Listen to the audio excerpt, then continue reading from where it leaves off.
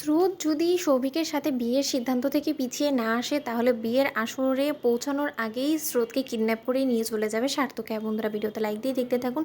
সার্থক বারবার করে স্রোতকে জোর জবরদস্তি করে বলতে থাকে যে স্রোত তুমি কোনো মতেই এই বিয়ের জন্য রাজি হবে না, আমি তোমাকে বারণ করছি। এই কথা বলা মাত্র স্রোত বলতে থাকে যে কেন, আপনার কথা আমি শুনতে বাধ্য নই স্যার, এই জিনিসটা আপনি একবার মাথায় ঢুকিয়ে নেবেন। এই কথা বলা মাত্র সার্থক বলতে থাকে যে আলবাত তুমি আমার কথা শুনতে বাধ্য, কারণ আমি তোমার গার্জিয়ান, তুমি ভুলে যাও না যে আমি তোমার টিচার। এই কথা বলা মাত্র স্রোত বলতে থাকে যে আপনার সাথে আমার সম্পর্কটা কলেজ পর্যন্ত, এখানে নয় স্যার।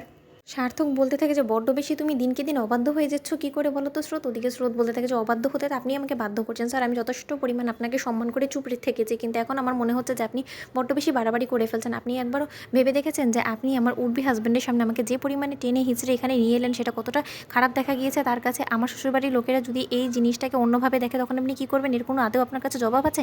এই কথা বলা মাত্র সার্থক বলতে থাকে যে নিকুচি করেছে তোমার উডবি শ্বশুরবাড়ি, যেখানে কিনা তোমার বিয়েই হবে না সেখানে আবার তোমার শ্বশুরবাড়ি কোথা থেকে এলো বলো তো। তখন স্রোত বলতে থাকে যে আপনি কী করে বলছেন যেখানে আমার বিয়ে হবে না, যেখানে কিনা আমার বিয়ের ডেট ফাইনাল হয়ে গেছে, আমার আশীর্বাদের দিনক্ষণ ঠিক হয়ে গেছে, সেখানে আপনি কী করে এতটা না কনফিডেন্ট হয়ে বলছেন যে এখানে আমার বিয়ে হবে না স্যার? আপনি আমাকে রিজনটা বলুন। এই কথা বলা মাত্র সার্থক বলতে থাকে কারণ সৌভিক তোমার যোগ্য না, ও তোমার টোটালি অযোগ্য, আর সেই জিনিসটা তুমি কেন বুঝতে পারছো না? কেন অন্ধের মতন আমার বাবার উপরে বিশ্বাস করে তুমি এই বিয়ের জন্য রাজি হয়ে যাচ্ছ বলতে পারো?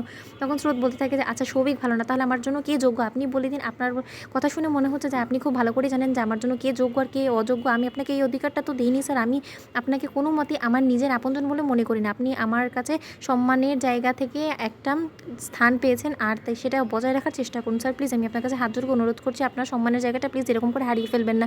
এই কথা বলা মাত্র সার্থক বলতে থাকে যে তার মানে তুমি এই বিয়ের সিদ্ধান্ত থেকে সরে আসবে না, তুমি সৌভিককে বিয়ে করবে, তার মানে আমার কথা শুনবে না? তখন স্রোত বলতে থাকে যে না। তখন সার্থক বলতে থাকে যে ঠিক আছে, তুমি যদি বিয়ের আসর অবধি যাওয়ার সাহস করতে পারো তাহলে তাহলে আমিও তোমাকে বিয়ের আসর থেকে তুলে নিয়ে আসার সাহস রাখি, এই কথাটা তুমি ভুলে যেও না স্রোত। ওদিকে স্রোত বলতে থাকে যে আমিও তাহলে দেখি যে আপনার কত বড় আস্পর্ধা, আপনি এতগুলো লোকের সামনে থেকে কী করে আমাকে বিয়ের আসর থেকে তুলে নিয়ে আসেন। ও কথা বলা মাত্র সার্থক বলতে থাকে যে স্রোত একদম আমাকে চ্যালেঞ্জ করবে না, আমি কিন্তু কোনো সময় চ্যালেঞ্জ হারিনি, কথাটা তুমি ভুলে যাবে না। তুমি কেন এরকম করে জেদ ধরছো বলো তো?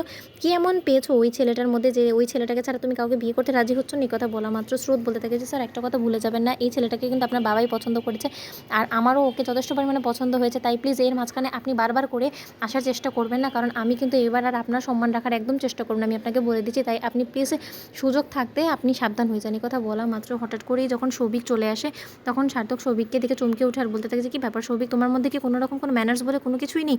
তুমি হঠাৎ করে না বলে এরকম করে রুমে কী করে ঢুকে পড়লে যেখানে কিনা দুজন মানুষ কথা বলছে? এই কথা বলা মাত্র সৌভিক বলতে থাকে যে যেখানে কিনা আমার হবু স্ত্রী আপনার সাথে আছে সেখানে স্বাভাবিকভাবে আমি আসতেই পারি, কারণ এখন ওর স্রোতের উপরে যথেষ্ট পরিমাণে আমার অধিকার আছে, আর আমার হবু বউ কিনে আপনি কী কথা বলছেন না বলছেন সেটা জানারও আমার অধিকার আছে, তাই না সার্থক দা? তো বন্ধুরা ভিডিওটি ভালো লিখতে গেলে শেয়ার করে সাবস্ক্রাইব করতে ভুল না।